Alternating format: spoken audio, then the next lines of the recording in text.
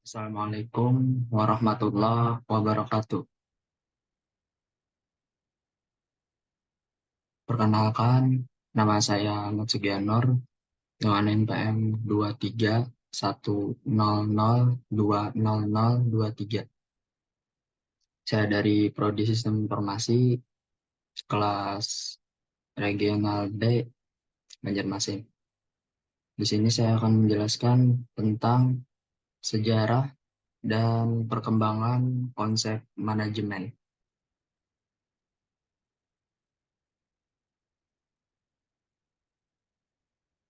Banyak ahli mendefinisikan pengertian manajemen berbeda-beda. Namun, kesemuanya memiliki konsep yang hampir sama, yaitu sebuah proses pengelolaan kegiatan kerja yang diselesaikan secara efektif dan efisien melalui orang lain. Manajemen dapat dikatakan sebagai ilmu sekaligus seni karena mempelajari bagaimana mengelola manusia melalui orang lain.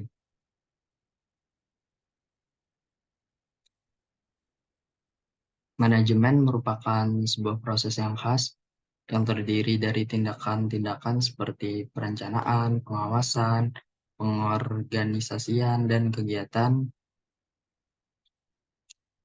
yang dilakukan untuk menentukan pencapaian sasaran-sasaran yang telah ditetapkan melalui pemanfaatan sumber daya manusia dan sumber-sumber lainnya.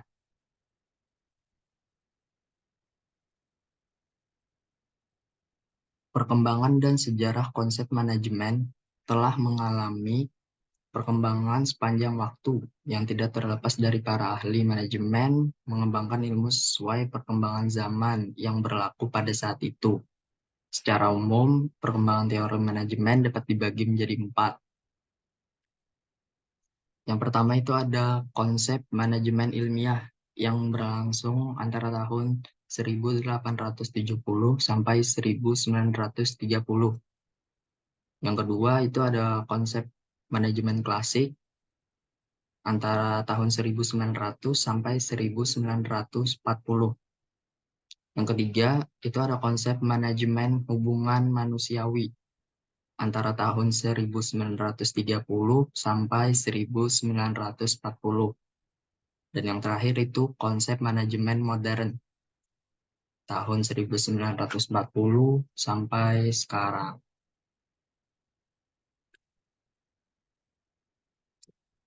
Oke, langsung saja ke pembahasan yang pertama. Konsep manajemen ilmiah yang berlangsung pada tahun 1870 sampai 1930. Perkembangan konsep manajemen ilmiah lahir karena adanya kebutuhan untuk menaikkan produktivitas dan dipelopori oleh Frederick Taylor yang sering disebut sebagai bapak manajemen ilmiah kita.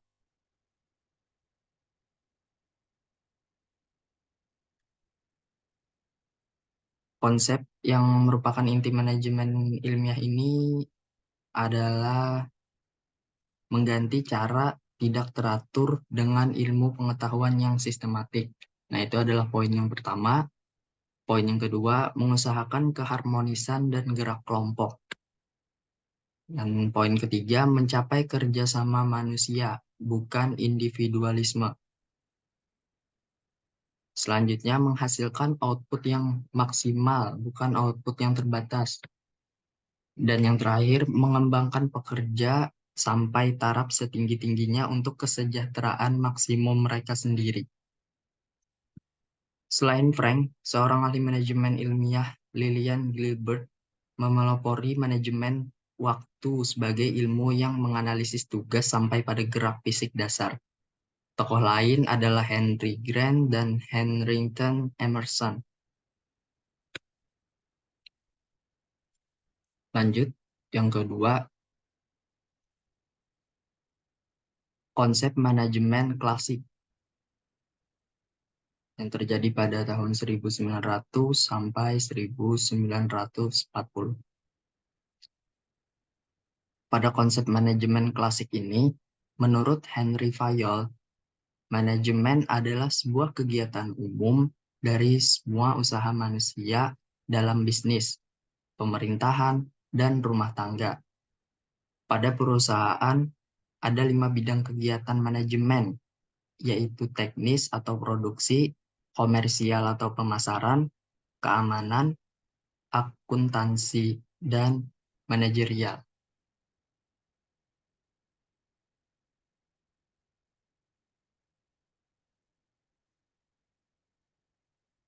Nah, di sini ada 14 prinsip umum manajemen klasik yang merupakan kebenaran universal.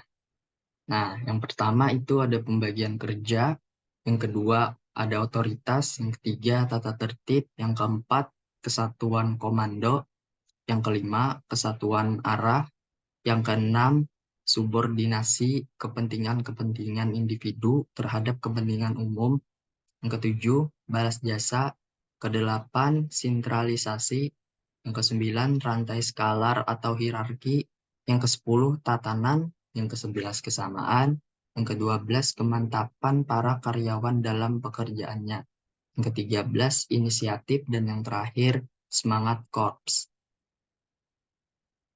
Nah, teori manajemen klasik ini oleh sebagian ahli masih diterima sampai sekarang. Kalau per manajemen klasik Henry Fayol, James Dimone, Mary Parker Follett,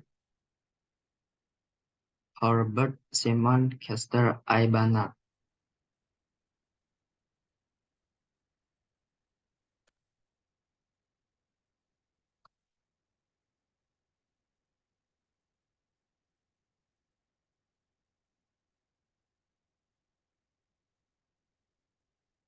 Nah, yang ketiga, konsep manajemen hubungan manusiawi.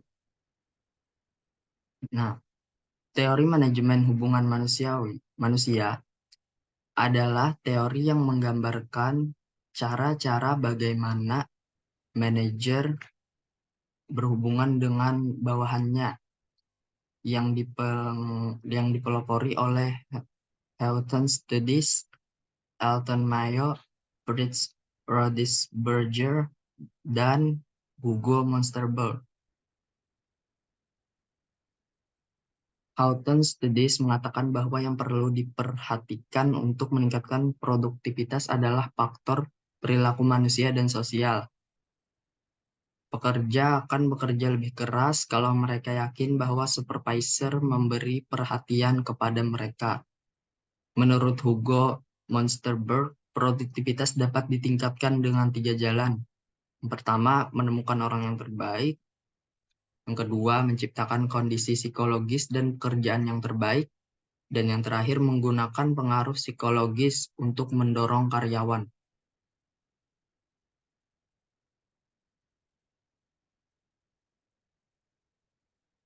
Dan yang terakhir adalah konsep manajemen modern yang berkembang sejak tahun 1940 sampai sekarang. Konsep manajemen modern merupakan perluasan manajemen ilmiah yang mulai berkembang sejak 1940-an. Pada konsep ini, banyak penggunaan manajemen sains atau manajemen operasi atau riset operasi seperti ilmu matematika, fisika untuk memecahkan masalah operasional sebagai pendekatan ilmu manajemen.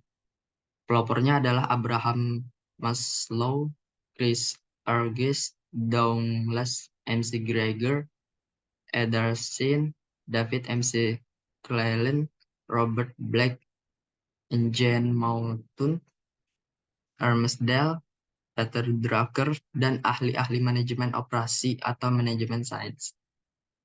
Dalam manajemen modern, konsep manajemen dibagi menjadi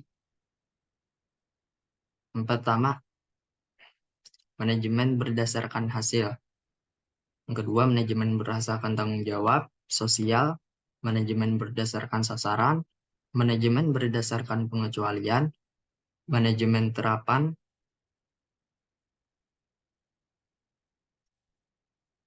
Nah, itu tadi beberapa konsep yang telah berkembang dari abad ke-18 sampai sekarang.